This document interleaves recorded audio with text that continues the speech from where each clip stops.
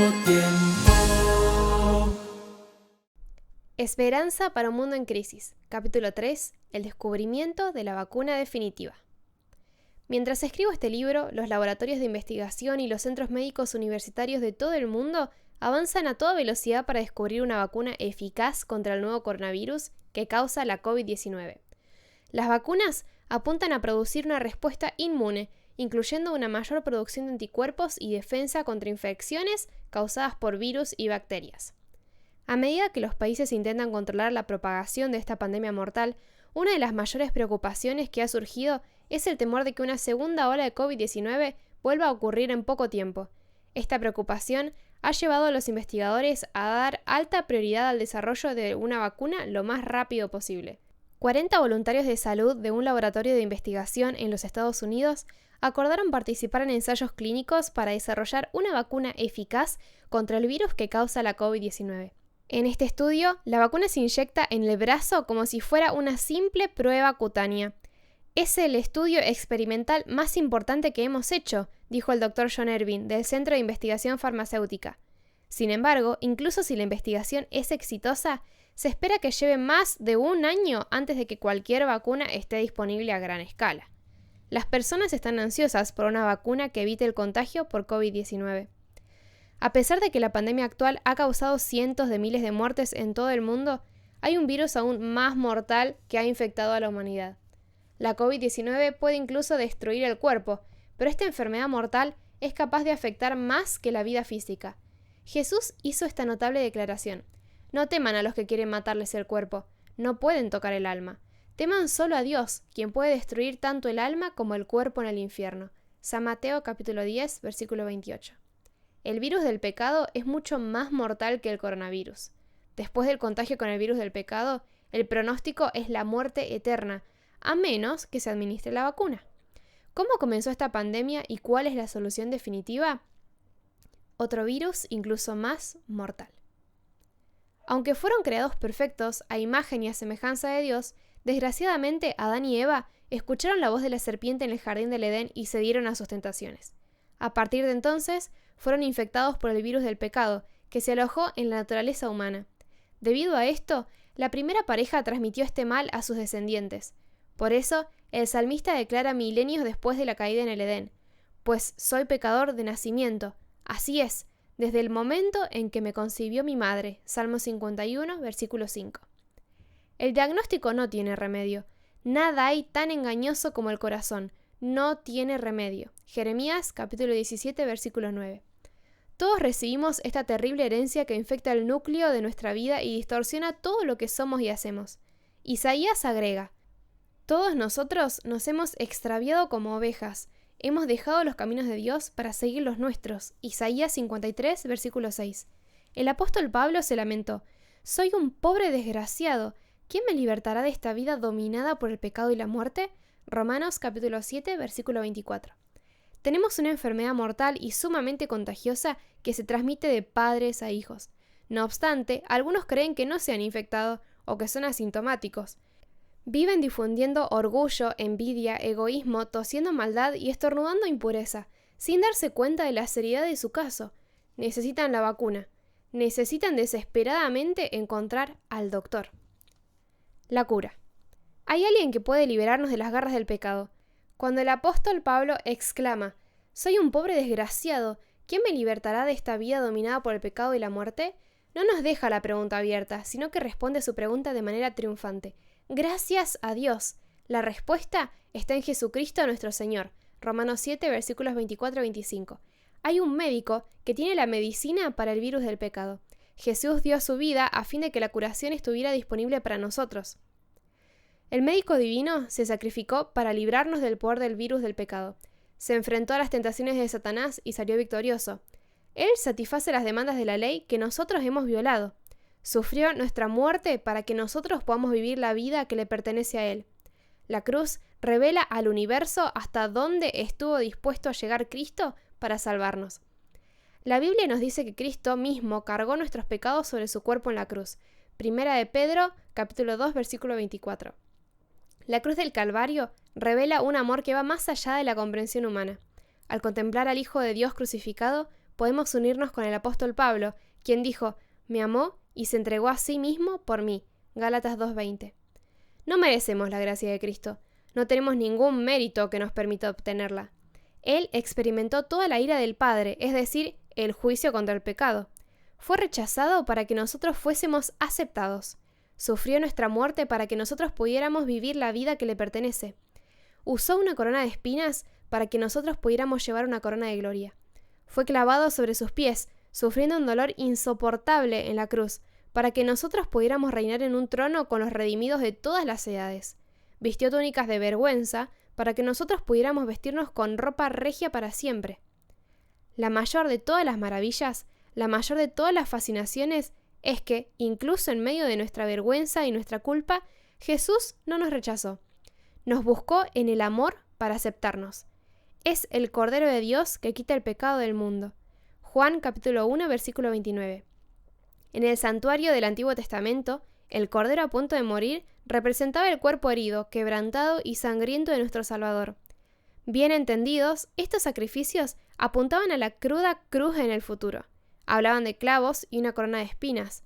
Hablaban de un juicio mentiroso, de la agonía del madero, de la burla de los soldados romanos y de la burla de la multitud. Hablaban del precio del pecado, de la condenación de la ley y de la maravilla de la gracia.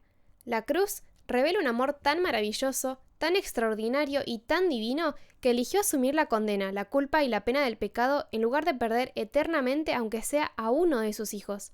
La autora cristiana Elena de White escribió: con fieras tentaciones, Satanás torturaba el corazón de Jesús. El Salvador no podía ver a través de los portales de la tumba. La esperanza no le presentaba su salida del sepulcro como vencedor, ni le hablaba de la aceptación de su sacrificio por parte del Padre. Temía que el pecado fuese tan ofensivo para Dios que su separación resultase eterna. Cristo sintió la angustia que el pecador sentirá cuando la misericordia no interceda más por la raza culpable. Lo que hizo tan amarga la copa que bebía el Hijo de Dios y quebró su corazón fue el sentido del pecado, lo cual atraía la ira del Padre sobre él como sustituto del hombre. Esta es la historia de la gracia. Esta es la historia del amor sin medida de un Salvador. Esta es la historia de Jesús, quien nos ama tanto que eligió experimentar la misma muerte en lugar de perder a uno de nosotros. Esta es la historia de un amor ilimitado, inalcanzable, incomprensible, imperecedero, interminable e infinito que anhela nuestra presencia a su lado por toda la eternidad.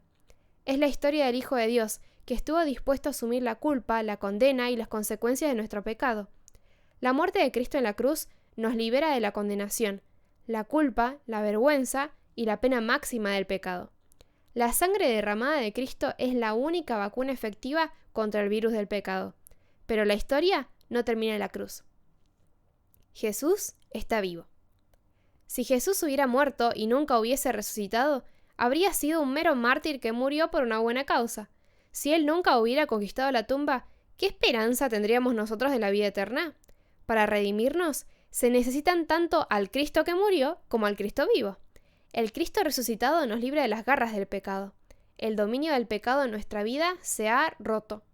Ya no nos tiene en sus garras. Hay un poder más fuerte que la influencia de nuestra herencia, el entorno en el que vivimos o los errores del pasado. Se trata del poder de Cristo viviente, quien resucitó de los muertos para transformar nuestra vida. Si la tumba de Cristo no estuviera vacía, nuestras vidas no podrían llenarse. Si su cuerpo todavía estuviera en la tumba, no habría certeza de que nuestro cuerpo algún día también saldrá de la tumba. Si no hubiera resucitado, no tendríamos ninguna esperanza de resurrección. En el Evangelio de San Mateo leemos: al día siguiente, que era el día de descanso, los principales sacerdotes y los fariseos fueron a ver a Pilato. Le dijeron: Señor, recordamos lo que dijo una vez ese mentiroso cuando todavía estaba con vida. Luego de 3 días resucitaré de los muertos. Por lo tanto, le pedimos que selle la tumba hasta el 3er día. Eso impedirá que sus discípulos vayan y roben su cuerpo y luego le digan a todo el mundo que él resucitó de los muertos. Si eso sucede, estaremos peor que al principio. Pilato les respondió: tomen guardias y aseguren la tumba lo mejor que puedan. Entonces ellos sellaron la tumba y pusieron guardias para que la protegieran. San Mateo capítulo 27 versículos 62 al 66. No olvides que Mateo era un recaudador de impuestos, es decir, se esperaba que fuera muy detallista. Observa las palabras de Pilato. Tomen guardias y aseguren la tumba lo mejor que puedan. Hay 4 puntos cruciales en este pasaje. Los escribas y fariseos estaban preocupados por la resurrección de Cristo. 2. Pilato ordenó un destacamento de guardias romanos para proteger la tumba. 3. Se colocó una piedra grande que cubría la entrada. 4. Un sello romano selló la tumba. Se colocó un destacamento romano de soldados experimentados para proteger la tumba. Este grupo de oficiales romanos tenía el honoroso deber de proteger el sepulcro. El protocolo militar romano requería fidelidad a la misión. Cualquier desviación de la lealtad absoluta y el incumplimiento de la tarea asignada eran castigados con la muerte. Luego, viene la cuestión del sello romano. Los soldados sellaron la tumba con un sello romano, que pretendía evitar cualquier intento de vandalizar la tumba. El sello simbolizaba el poder y la autoridad del imperio. Cualquiera que intentara quitar la piedra de la entrada de la tumba rompería el sello y violaría la ley romana. Los romanos gobernaron Jerusalén con un brazo de hierro y no toleraban ningún desafío a su autoridad. Usando la lógica, ¿alguien pensaría que los discípulos desafiarían la autoridad de Roma después de que el gobierno romano condenó y ejecutó a Jesús? ¿Dónde estaban los discípulos en ese momento? Estaban temblando de miedo, escondidos en el aposento alto. Pedro acababa de negar al Señor 3 veces. En la cruz, los discípulos abandonaron a Jesús y huyeron. Es ilógico pensar que esos discípulos infieles tendrían el coraje de violar el sello romano. Además, hubiese sido necesario mover la piedra. En San Juan, capítulo 20, versículo 1, las escrituras informan: el domingo, por la mañana temprano, mientras aún estaba oscuro, María Magdalena llegó a la tumba y vio que habían rodado la piedra de la entrada. Los arqueólogos han descubierto varias tumbas en la región de Jerusalén. En general, una piedra de sepultura como esta pesaba alrededor de 2 toneladas. Estaba sitiada sobre una ranura a la entrada de la tumba, y se la hacía rodar por medio de una barreta para cerrar la tumba. La ranura a menudo no estaba nivelada, por lo que se hacía deslizar la piedra redonda por una pequeña pendiente hasta el lugar correcto. Una vez cerrada, era extremadamente difícil quitar la piedra de la tumba, ya que tendría que rodar hacia arriba. El escritor Josh McDowell presenta un argumento muy sólido cuando afirma que se tomaron tantas medidas de seguridad en el juicio, en la crucifixión, en el entierro y en el cierre y sellado de la tumba, así como la protección de su tumba, que es difícil para los críticos defender su posición de que Cristo no resucitó de los muertos. Una de las mayores evidencias de la resurrección de Cristo es la transformación en la vida de los discípulos cuando comenzaron a proclamar poderosamente su resurrección. ¿A dónde fueron primero? Regresaron a Jerusalén, el mismo lugar del que habían huido. Con el tiempo, cada uno de estos discípulos, con excepción de Juan, sufrió la muerte de un mártir. Santiago fue decapitado. Pedro fue crucificado boca abajo. Es absurdo pensar que morirían por una mentira que ellos mismos inventaron. Las verdades transformadoras de la resurrección. La Biblia a menudo comunica lecciones profundas en términos simples. El Evangelio de San Mateo solo dice: el domingo por la mañana temprano, cuando amanecía el nuevo día, María Magdalena y la otra María fueron a visitar la tumba. San Mateo capítulo 28, versículo 1. Piensa en María Magdalena. Tenía una mala reputación, pero había encontrado el perdón, la misericordia y la gracia en Cristo. Por primera vez en su vida había descubierto a alguien que la amaba con un sentimiento puro, desinteresado y divino. Había expulsado a los demonios que la habían acosado durante tanto tiempo en su vida. En Cristo, ella había encontrado una nueva oportunidad. Él le había ofrecido una razón para vivir. Pero Jesús estaba muerto. La última vez que había visto al Salvador, su cuerpo estaba quebrantado, magullado y ensangrentado. Se había marchado con angustia y profunda tristeza por haber sido testigo de la crucifixión de su Maestro. No podía soportar ver la sangre roja y viscosa que goteaba de sus manos ni su sangrante rostro. No podía mirar a los ojos de Jesús. No podía soportar mirar su cuerpo devastado por el dolor. No podía soportar el horror de todo aquello.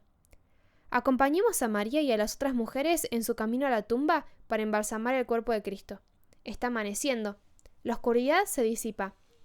Los últimos días habían estado marcados por una profunda decepción y sufrimiento. Sus esperanzas se habían roto en 1000 pedazos, como una botella de vidrio arrojada contra la pared. Los discípulos se habían aislado en el aposento alto, como en una cuarentena autoimpuesta, llenos de miedo y sin certeza sobre el futuro. Piensa en María Magdalena acercándose a la tumba. La muerte de Cristo había destrozado sus sueños. ¿Qué pensamientos cruzaban por su mente? Ella debió de haberse preguntado cómo encontrarle sentido a los acontecimientos de los últimos días. Debió de haber estado confundida, perpleja y conmocionada por todo lo que había sucedido en las últimas 48 horas. Aún así, dio un paso de fe y fue a embalsamar su cuerpo. Las mujeres no tenían respuesta a todas las preguntas. Estaban confundidas acerca de muchos de los acontecimientos del fin de semana y sin duda no tenían idea de cómo mover la piedra gigante que cerraba la tumba. Los guardias romanos indudablemente no estarían dispuestos a ayudarlas con esto. No tenían idea de cómo se resolvería el problema, pero sintieron el deber de hacer su parte y dejaron el resto a Dios. No tienes que tener todas las respuestas para hacer lo que Dios pone en tu corazón. La fe no significa que entiendes todo, sino que puedes confiar en todo lo que Dios dice. La fe no es saber, es creer. La fe no es tener todas las respuestas, es tener la confianza en que Dios todavía nos ama y está haciendo todo por nuestro bien, incluso si apenas entendemos. La historia de la resurrección de Jesús nos recuerda que, después de la oscuridad, siempre sale el sol. La noche se convierte en día. En la hora de la oscuridad más profunda de tu vida, cree que Jesús, el sol de justicia, brillará en tu existencia. No tienes que entenderlo, solo cree. Cree que se preocupa por ti, cree que te ama, cree que Él tiene en mente lo mejor para ti. Cree que la luz de Dios iluminará tu corazón. Jesús es la luz del mundo y aleja la oscuridad. Hay un giro extraño en la historia de la resurrección. Encontramos esto en San Juan capítulo 20, versículos 11 al 17. María se encontraba llorando fuera de la tumba. 2 ángeles preguntaron: «Apreciada mujer, ¿por qué lloras?» Ella respondió: «Porque se han llevado a mi Señor y no sé dónde lo han puesto». Después de eso, dio la vuelta para irse y vio a alguien que estaba de pie allí. Era Jesús, pero ella no lo reconoció. Hay muchas personas que sienten que no saben dónde o cómo encontrar a Jesús. Lo más interesante es esto. María estaba buscando a Jesús, pero Él estaba justo a su lado. Dios prometió que nunca dejaría a sus hijos. Hablando en nombre de Dios, el profeta dijo: «No tengas miedo, porque yo estoy contigo. No te desalientes, porque yo soy tu Dios. Te daré fuerzas y te ayudaré. Te sostendré con mi mano derecha victoriosa». Isaías capítulo 41, versículo 10. En medio de las lágrimas, María no vio a Jesús, pero Él estaba muy cerca de ella. ¿Dónde está Cristo cuando tienes la sensación de que no puedes encontrarlo? ¿Dónde está Él cuando tu vida espiritual se ha secado y te preguntas ¿a dónde se ha ido? Él está a tu lado para fortalecerte, animarte y darte esperanza. A primera vista, parece extraño que Jesús no se apareciera primero a Pedro, Santiago, Juan y Mateo. ¿Por qué se le apareció a María? La respuesta es simple. Ella tenía la mayor necesidad. Jesús siempre está con nosotros, pero en el momento de nuestra mayor necesidad permanece muy cerca de nosotros. La primera lección transformadora en la historia de la resurrección es: alégrate, Cristo ha resucitado, ha amanecido, la oscuridad se ha disipado, la esperanza ha llegado. Hay una segunda verdad eterna que no podemos perder de vista. La tumba está vacía, la muerte ha perdido, la vida ganó. Satanás no pudo mantener a Jesús en la tumba.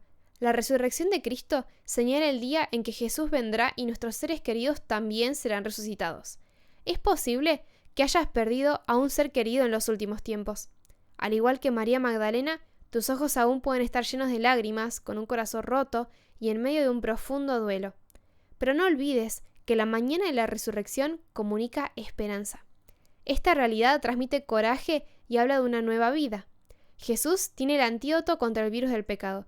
Él murió por nosotros, Él vive para nosotros, Él regresará por nosotros. Cada vez que Jesús confrontaba la muerte en el Nuevo Testamento, la muerte perdía y Él ganaba. Jesús enfrentó la muerte en la casa de Jairo, el líder de la sinagoga. Cuando dijo las palabras: «Niña, levántate», la muerte huyó. Marcos capítulo 5, versículo 41. La muerte pierde su poder en presencia del Cristo viviente. Nuevamente, ante la tumba de Lázaro, en presencia de Cristo, la muerte perdió y Jesús obtuvo la victoria. La tumba no pudo contener al amigo del maestro cuando declaró: «Lázaro, sal de ahí». San Juan capítulo 11, versículo 43. Y en la tumba de Cristo, en la mañana de la resurrección, la muerte fue derrotada. En la tumba de Cristo, esa mañana de la resurrección, el último enemigo fue derrotado. La mayor arma de Satanás fue destruida. La muerte fue vencida. Ahora, nuestros corazones pueden latir llenos de esperanza. Las palabras del apóstol Pablo resuenan en los pasillos del tiempo. pero permítanme revelarles un secreto maravilloso. No todos moriremos, pero todos seremos transformados. Sucederá en un instante, en un abrir y cerrar de ojos, cuando se toque la trompeta final. Pues, cuando suene la trompeta, los que hayan muerto resucitarán para vivir por siempre. Y nosotros, los que estemos vivos, también seremos transformados. 1 Corintios capítulo 15, versículos 51 y 52. La resurrección de Jesús es la garantía eterna de que aquellos que creen y son transformados por su gracia serán resucitados el día de su regreso. En la tumba de Cristo, en esa mañana de la resurrección, nuestro destino eterno fue sellado. Después de todo, sin la resurrección, la vida eterna que prometió no podía cumplirse. Por eso los autores del Nuevo Testamento ponen tanto énfasis en la resurrección. La mencionan más de 300 veces. Esa mañana de la resurrección, hace 2000 años, Cristo triunfó sobre Satanás. La vida venció a la muerte. La fe derrotó al miedo. La esperanza sepultó la desesperación. Es hora de alegrarse. Cristo ha resucitado. La muerte perdió su dominio sobre nosotros. Pronto Jesús vendrá y nos llevará a casa. Nuevo tiempo.